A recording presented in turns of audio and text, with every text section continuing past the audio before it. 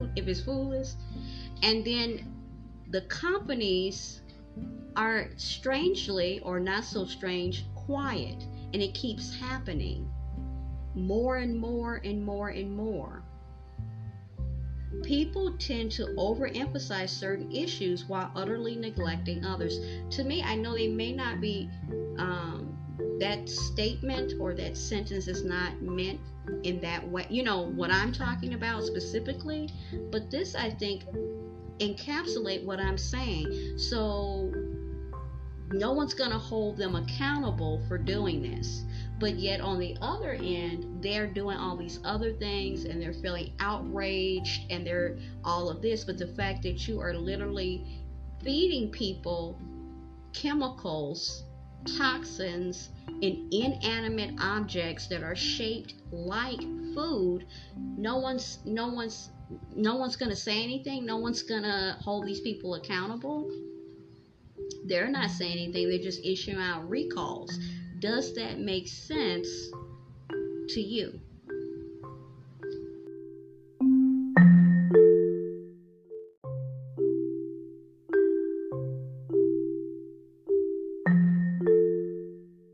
Then it goes on to say most are unbalanced and go to one extreme or the other. So is the case with the application of God's principles of health. Okay, healthy eating, eating actual real food. Okay, all right, especially the knowledge of eating wholesome foods.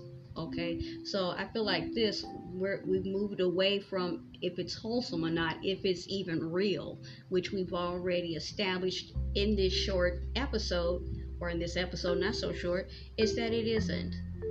Okay, you're getting either straight out fake food or you're getting real food with fake food mixed in with it. Either way, just like when we gave the analogy in another episode, okay, about when we talked about the tree of good and evil, knowledge of good and evil. It's like when you use the analogy of eating a cake that was made with delicious and healthy, wholesome, the usual ingredients that you would put in a cake, but you put just a little bit of poison inside, just a little bit of cyanide, just a little strychnine. The the end result is, even though it's just a little, you're going to end up passing away from that little bit of poison because it doesn't belong there. Okay, it's a whole nother thing that we were talking about, but I feel like, and it's about food, so of course it does fit into this in a way, right? But yeah, it's just like that. Food with non-food mixed into it. And if we're talking about recalls with Lord knows what in it, how did it get there? How did it get there? I think we know. I think we know. Something had to put it there. Okay? I'm gonna leave it like that. Because I'm hoping that we all have common sense here. That's, I was told, was uncommon. But in order for something to get into something to this extent, because every 2 seconds we're hearing about a recall. Recall, recall, recall. So how is this happening? If it wasn't happening before, how is it happening now? Yeah, okay. So those who have rejected God's principles of helpful, as they say, healthful living, or I call it healthy living, but they say helpful, tend to cite isolated examples of abuse or overemphasis of using natural foods, as proof that the entire practice is off balance. Many such critics subscribe to the notion that people should leave health matters entirely to medical doctors. I don't agree. We're eating food that is not even food. I think no. Okay. Maintaining that reliance on medications and prescriptions is more normal than trying to protect or maintain one's own health by natural means. In order to protect their own weak position, they ridicule others as health fanatics. And then it says in parentheses, some people are fanatics. They do exist, but there are a lot of things going on here that are compromising us. Okay, society ignores God's principles of healthy living.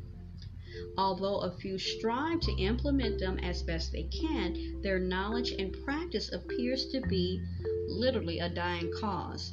These few have shunned man's processed, artificial, and imitation food. So we're going to add this to the list: artificial food, imitation foods. When I think about this, I think about when I was a kid, and that's the way you learn, is through play, and you had like the plastic groceries.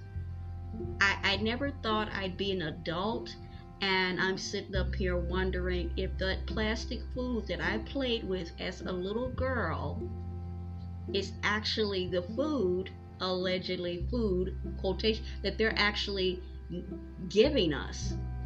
How ironic is that?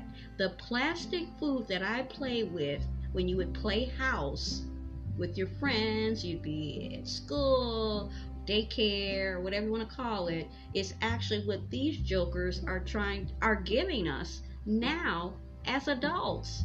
Plastic imitation, fake, foodless, fraudulent food made out of rubber, plastic, and Lord knows whatever else.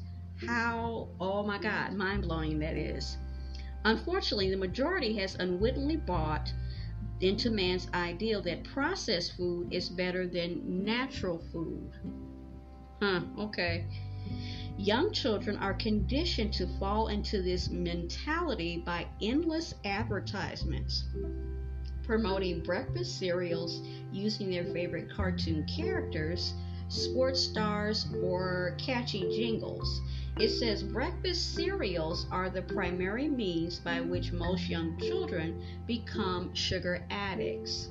Okay, evidenced by chronic hyperactivity. Now it says in his 1976 book, Sugar Blues, William Duffy, emphasized that sugar was just as addictive as nicotine and equally poisonous. Look at that. Now they had an older gentleman on a YouTube short, and it showed him going to, I don't know what store, and he went to go buy brown sugar.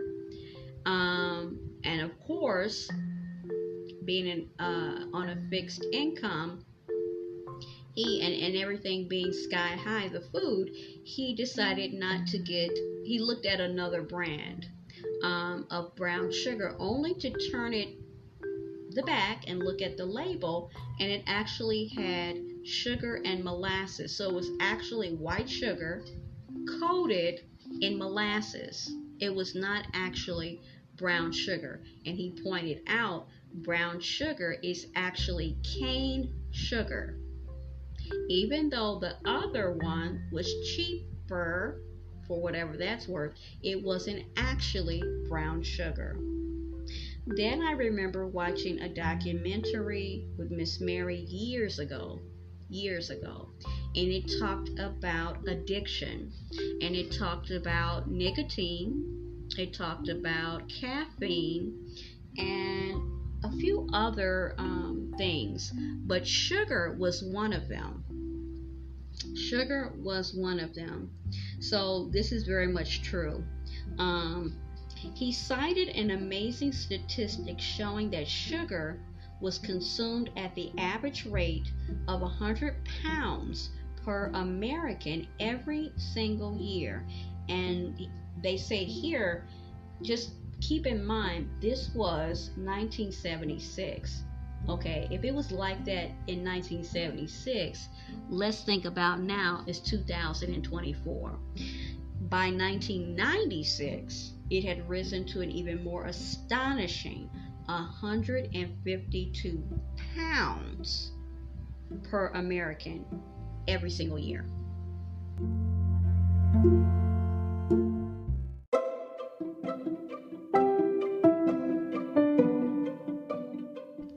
You were just listening to Teachable Moments with April podcast. I truly hope you enjoyed this episode.